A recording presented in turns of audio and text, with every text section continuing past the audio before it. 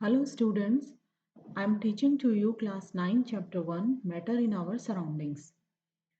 Last video में मैंने आपको फिजिकल नेचर ऑफ मैटर के बारे में बताया था। उसमें मैंने आपको ये बताया था कि मैटर दिखाई कैसा देता है। तो मैटर पार्टिकल्स के फॉर्म में दिखाई देता है और दूसरा पॉइंट ये था कि मैटर के जो पार्टिकल्स होते हैं वो साइज में बहुत छोटे होते हैं।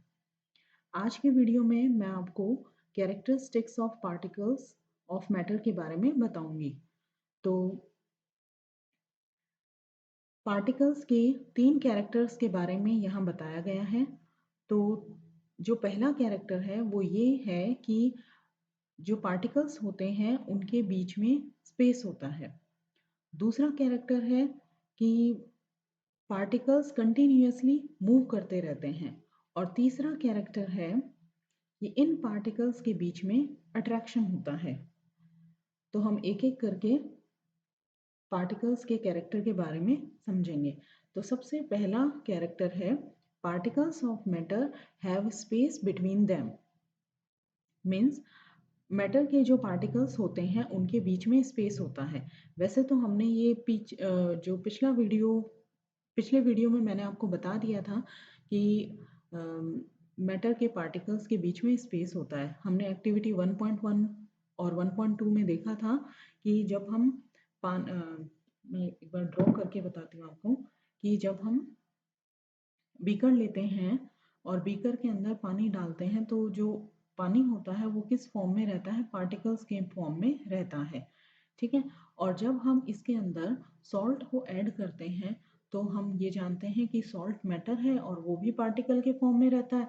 तो ये पार्टिकल्स के फॉर्म में वाटर के पार्टिकल्स के बीच बीच में जगह ले लेता है। ठीक है। तो ये क्लियर हो गया कि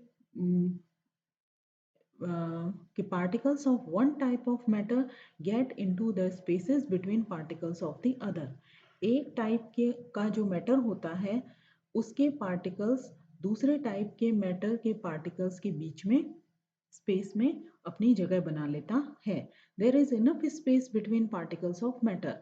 मतलब एक टाइप के मैटर के पार्टिकल्स के बीच में इनफ स्पेस होती है कि दूसरे मैटर के पार्टिकल्स आराम से वहां पर आ सकते हैं।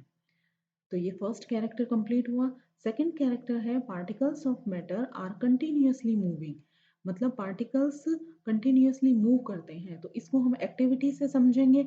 एक्टिविटी 1.3 जिसमें ये बताया गया है कि हम एक इंसेंस स्टिक लेते हैं, मतलब एक अगरबत्ती लेते हैं जो जली हुई नहीं है। आप खुद ही सोच सकते हैं कि जब बिना जली हुई अगरबत्ती कहीं रखी हुई होती है और हम कमरे में कहीं दूर बैठे हुए होते हैं तो उसकी स्मेल हमारे मतलब जहाँ हम बैठे हैं वहाँ तक हम उसकी स्मेल नहीं ले पाते। लेकिन अगर वही अगरबत्ती जला दी जाए तो हमें कुछ ही सेकंड्स में उसकी स्मेल आने लगती है। तो ऐसा क्यों होता है कि अगरबत्ती को जलाने के बाद में उसकी स्मेल आती है? वो ऐसा इसलिए होता है। इस एक्टिविटी को चैप्टर में आगे समझाया हुआ भी है। तो मैं आपको बताती हूँ। Particles of matter are continuously moving. पहली बात तो ये हम यही कैरेक्टर पढ़ रहे हैं कि मैटर के पार्टिकल कंटिन्यूअस मूव करते हैं। तो ये कैसे प्रूफ होगा कि कंटिन्यूअसली मूव करते हैं? वो ऐसे प्रूफ हुआ कि अगरबत्ती को जलाने के बाद में उसके पार्टिकल्स हम जहाँ रूम में बैठे हैं वहां तक पहुंच गए और हमें पता चल गया कि इसकी स्मेल कैसी है। तो उन्होंने मूवमेंट किया तभी तो हमें पता चला। अच्छा, वो जो they possess the kinetic energy. अब वो जो पार्टिकल्स होते हैं वो क्या रखते हैं? उनके पास में काइनेटिक एनर्जी होती है। जब किसी पार्टिकल के पास में काइनेटिक एनर्जी होती है तभी वो मैटर वो पार्टिकल मूव कर पाता है। इसका मतलब जिसके पास में जितनी ज़्यादा काइनेटिक एनर्जी होगी वो उतना ज़्यादा मूव करेगा। As the temperature rises particle move faster. जैसे जैसे टेम्परेचर बढ़ता है पार्टिकल्स ज़्यादा तेजी से मूव करते हैं। इसका मतलब जब हमने अगरबत्ती को जलाया तो उसके पार्टिकल्स तेजी से मूव करने लग गए जिसकी वजह से उसकी स्मेल हम दूर बैठे भी हम उसकी स्मेल ले पाए। सो we can say that with increase in temperature the kinetic energy of the particles also increases. तो हम ये कह सकते हैं कि जैसे जैसे टेम्परेचर बढ़ता है kinetic energy of the particle also increases, तो पार्टिकल्स की काइनेटिक एनर्जी भी बढ़ती है और इसीलिए हमें स्मेल आती है। हम दूर बैठे हैं तो भी हमें उसकी स्मेल आ जाती है। क्यों आ गई? क्योंकि टेम्परेचर राइज अप हो गया और टेम्परेचर के बढ़ जाने से पार्टिकल्स की काइनेटिक एनर्जी भी बढ़ गई और काइनेटिक एनर्जी बढ़ जाने से पार्टिकल्स का मूवमेंट जल्दी जल्दी होने लग गया, जिससे हमें उसकी स्मेल आ पाती है अगरबत्ती की। अब हम करते हैं तो ये एक्टिविटी कंप्लीट हुई। अब हम करते हैं एक्टिविटी 1.4। एक्टिविटी 1.4 में क्या है कि हम दो बीकर लेते हैं और उन दोनों बीकर में हमने पानी डाला हुआ है। एक बीकर में हम ब्लू या फिर रेड कलर की इंक डालते हैं और दूसरे बीकर में हम हनी डालते हैं। अब उन बीकर में जिनमें हमने इंक और हनी डाला है उनको हम स्टिर नहीं करेंगे, उनको हम किसी भी स्पून से हिलाएंगे नहीं, उनको हम एज इट इज बिना डिस्टर्ब किए छोड़ देते हैं। तो हम क्या देखते हैं कि जिसके अंदर हमने इंक मिलाई थी वो तो क्या हो गया, फटाफट फैलने लग जाती है वाटर के अंदर इंक, और जो हनी होता है वो वाटर में फैलने के लिए टाइम लेता है। तो ऐसा क्यों होता है कि इंक तो डालते ही फैलने लग जाती है, फैलना या डिफ्यूज होना शुरू हो जाती है, ठीक है, जबकि हनी को डिफ्यूजन में या फैलने में टाइम लगता है। तो इसको हम इस तरीके से भी समझ सकते हैं कि जो इंक होता है उसकी डेंसिटी कम होती है और हनी उसकी डेंसिटी ज़्यादा होती है। तो डेंसिटी क्या होता है, पहले डेंसिटी समझ लेते हैं। तो डेंसिटी होता है mass of an object per unit volume, मतलब पर यूनिट वॉल्यूम में हमने वॉल्यूम को फिक्स कर लिया है, उस पर यूनिट वॉल्यूम में ऑब्जेक्ट का मास जितना होगा, अगर मास ज़्यादा हुआ तो उसकी ऑब्जेक्ट की डेंसिटी ज़्यादा होगी, मास कम होगा तो उसकी डेंसिटी कम होगी। इसको हम और क्लियरली भी समझ लेते हैं। देखिए डेंसिटी का फॉर्मूला होता है D is equals to M upon V. M D density है, एम मास है और वी वॉल्यूम है। अब हम वी को तो क्या कर रहे हैं, पर यूनिट वॉल्यूम, यानी हम वॉल्यूम को कांस्टेंट ले लेते हैं। जैसे हम इस फिगर में देख रहे हैं, यहाँ पर ये दो क्यूब्स रखे हुए हैं, दोनों का वॉल्यूम सेम है। वॉल्यूम मैंने पिछले वीडियो में भी आपको बताया था कि कोई भी ऑब्जेक्ट स्पेस में जितनी अमाउंट ऑक्यूपाई करता है, तो हम यहाँ देख रहे हैं दोनों ने स्पेस में सेम अमाउंट को ऑक्यूपाई कर रखा है। तो यहाँ पर वॉल्यूम तो दोनों का सेम है, लेकिन मास में डिफरेंस आएगा। तो मास हम यहाँ देख रहे हैं, इसके अंदर नंबर ऑफ पार्टिकल्स ज़्यादा हैं तो इसका मास ज़्यादा होगा, इसमें नंबर ऑफ पार्टिकल्स कम है तो इसका मास कम होगा। जब मास ज़्यादा है तो मास किसके, डी के प्रोपोर्शनल है, यानी मास के बढ़ने पर डी भी बढ़ेगा। तो यहाँ पर मास ज़्यादा है इसलिए इसकी डेंसिटी हाई होगी और यहाँ पर मास कम है तो इसकी डेंसिटी लो होगी। ठीक है, तो आई थिंक आप डेंसिटी समझ गए होंगे कि मास के बढ़ने पर डेंसिटी बढ़ती है। अब यहाँ पर डेंसिटी का डिफ्यूजन से क्या रिलेशन है, मतलब इंक का फैलना या हनी का देरी से फैलना, डिफ्यूज होना, इसका डेंसिटी से क्या रिलेशन है तो वो भी समझ लेते हैं। There is an inverse relation between density and rate of diffusion. यहाँ पे ये बताया गया है कि डेंसिटी और डिफ्यूजन, डिफ्यूजन मतलब कि पार्टिकल्स का फैलना, तो पार्टिकल्स का फैलना डेंसिटी से, इन दो डेंसिटी और डिफ्यूजन का एक दूसरे से इनवर्स रिलेशन, इनवर्स रिलेशन मतलब एक बढ़ेगा तो दूसरा घटेगा। तो डेंसिटी अगर बढ़ रही है यानी हनी की डेंसिटी ज़्यादा है तो डेंसिटी बढ़ रही है तो उसका डिफ्यूजन क्या होगा, कम होगा, क्योंकि उसको फैलने में ज़्यादा टाइम लगेगा। तो मीन्स इंक्रीज इन डेंसिटी, अगर डेंसिटी बढ़ाएंगे will decrease the rate of diffusion. और इसका रिवर्स भी हो सकता है कि अगर हम डेंसिटी को डिक्रीज कर दें, जैसे कि इंक की डेंसिटी को डिक्रीज करते हैं तो उसकी डिफ्यूजन रेट बढ़ जाएगी तो वो जल्दी घुल जाएगा।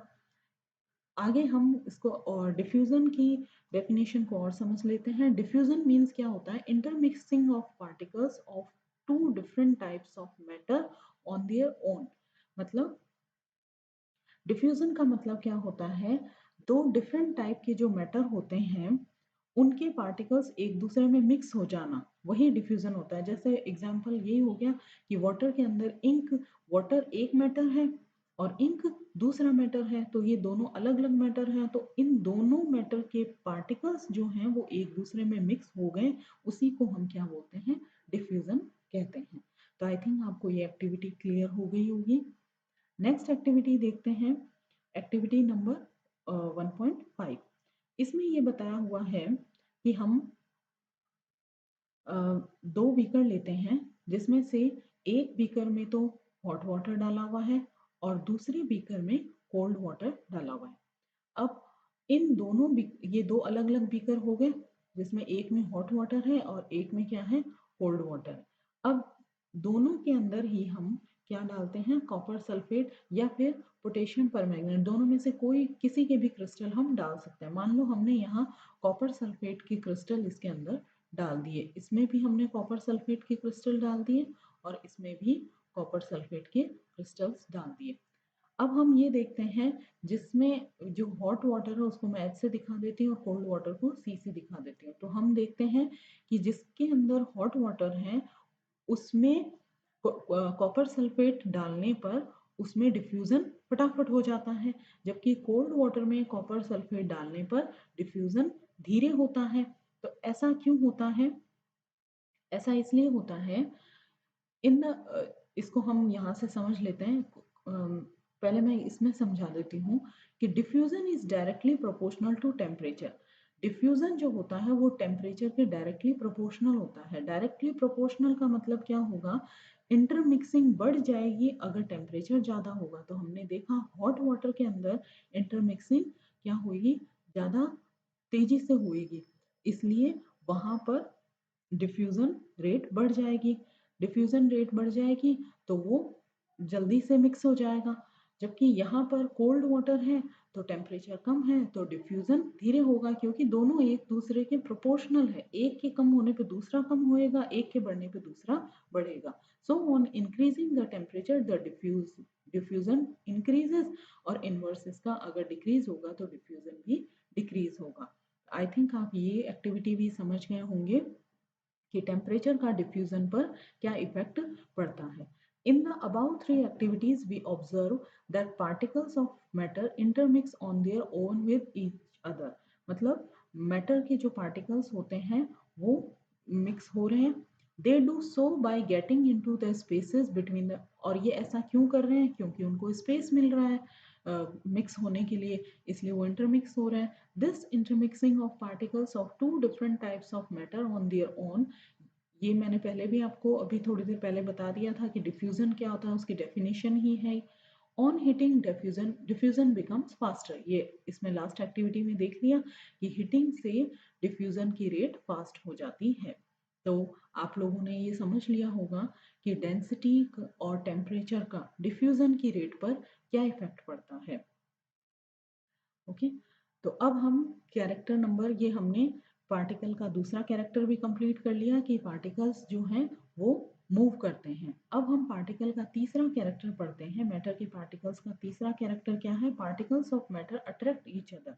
ये जो पार्टिकल्स हमें दिखाई देते हैं, ठीक है, ये एक दूसरे को अट्रैक्ट करते हैं। मतलब पार्टिकल्स, वही पार्टिकल्स, जैसे हमने यहाँ वाटर लिया तो वाटर के अंदर ये जो पार्टिकल्स हैं ये एक दूसरे को अट्रैक्ट कर रहे हैं एक अपनी तरफ।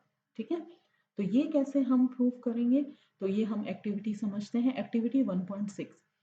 इसमें क्या दिखाया गया है कि चार ग्रुप बनाने के लिए कहा है, जिसमें से जो फर्स्ट ग्रुप है वो अपने फर्स्ट ग्रुप क्या करेगा, एक दूसरे को कैसे होल्ड करके रखेगा कि वो hold each other from the back and lock arms. वो एक दूसरे को इस तरीके से पकड़ के रखेगा कि एक दूसरे को बैक से पकड़ेगा और अपनी आर्म्स को लॉक कर लेगा। दूसरा जो ग्रुप होगा वो क्या करेगा, हाथ को पकड़ के रखेगा। मतलब सब जैसे 10 बच्चे हैं तो 10 बच्चों ने एक दूसरे का हाथ पकड़ रखा है। तीसरा ग्रुप क्या होगा, सिर्फ उन्होंने अपनी फिंगर टच की हुई है एक बच्चे ने दूसरे बच्चे के साथ में। अब चौथा ग्रुप जो होगा उसके स्टूडेंट्स क्या करेंगे, वो उन जो तीन पहले से ग्रुप बने हुए हैं उनको तोड़ने के लिए आएगा। तो सबसे इजीली कौन सा ग्रुप टूटेगा, तो डेफिनेटली सबसे इजीली थर्ड वाला ग्रुप टूटेगा। और सबसे ज्यादा फोर्स किस ग्रुप को तोड़ने में लगाना पड़ेगा, तो डेफिनेटली सबसे ज्यादा फोर्स फर्स्ट वाले ग्रुप को तोड़ने के लिए लगाना पड़ेगा। तो मैं इसको आपको समझाती हूँ सॉलिड, लिक्विड और गैस के पार्टिकल से। जैसे हम यहाँ पर 3 बीकर लेते हैं, ठीक है, और मान लेते हैं कि जैसे फर्स्ट बीकर के अंदर सॉलिड है, दूसरे बीकर के अंदर लिक्विड है और तीसरे बीकर के अंदर गैस है। तो सॉलिड के जो पार्टिकल्स होते हैं वो एक दूसरे के बहुत ही पास में होते हैं, इवन उनके बीच में स्पेस होता ही नहीं है, ठीक है। तो ये इस तरीके से एक दूसरे के पास में होते हैं, इनके बीच में बिल्कुल भी स्पेस नहीं होता। लिक्विड के पार्टिकल्स जो होते हैं उनमें कुछ दूरी होती है, सॉलिड के पार्टिकल्स के कंपैरिजन में इनमें स्पेस ज़्यादा होता है, जबकि जो गैस के पार्टिकल्स होते हैं उनमें दूरी तो लिक्विड के पार्टिकल्स से भी ज़्यादा होती है। तो आप खुद समझ गए होंगे यहाँ पर कि अगर सॉलिड के पार्टिकल्स पे पार्टिकल्स को तोड़ना ज़्यादा मुश्किल होगा, यानी इन तीनों में से अगर हमें किसी के पार्टिकल को तोड़ने के लिए सबसे ज़्यादा फोर्स लगाना पड़ेगा तो वो सॉलिड के पार्टिकल्स पे लगाना पड़ेगा, और सबसे कम फोर्स गैस के, क्योंकि इनके बीच में तो अट्रैक्शन बहुत, इनके पार्टिकल्स के बीच में जो डिफरेंस है या डिस्टेंस है वो ज़्यादा है, और ज़्यादा होने की वजह से इनको इजीली तोड़ा जा सकता है, ठीक है। अब इसको हम नेक्स्ट एक्टिविटी से और भी क्लियर हो जाएगा। जैसे हमने इसमें नेक्स्ट एक्टिविटी में बताया है कि एक आयरन नेल लेते हैं, एक चौक लेते हैं और एक रबर बैंड लेते हैं। अब इन तीनों को तोड़ने का या ब्रेक करने की कोशिश करते हैं। तो आयरन नेल को तोड़ने के लिए हमें हैमर की ज़रूरत पड़ेगी, चौक को हम हाथ से भी तोड़ सकते हैं, और रबर बैंड को खींचने से, स्ट्रेच करने से तोड़ा जा सकता है। In which of the above three substance do you think the particles are held together with greater force?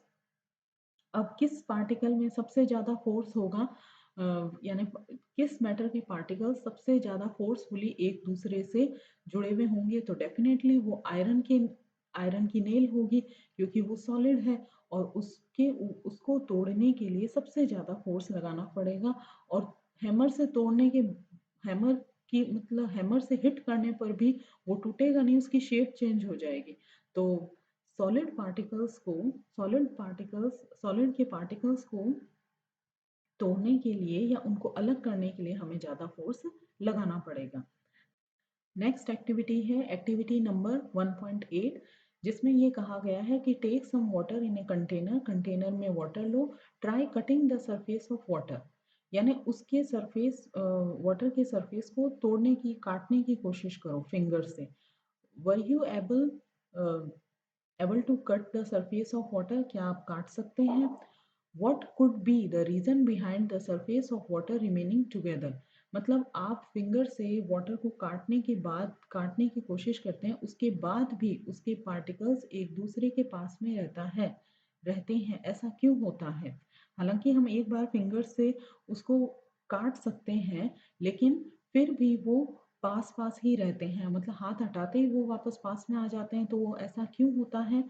तो ऐसा इसलिए होता है, particles of matter have force acting between them, कि पार्टिकल्स के बीच में एक फोर्स एक्ट करता है, और वो फोर्स ही उन पार्टिकल्स को एक दूसरे के पास में रखता है।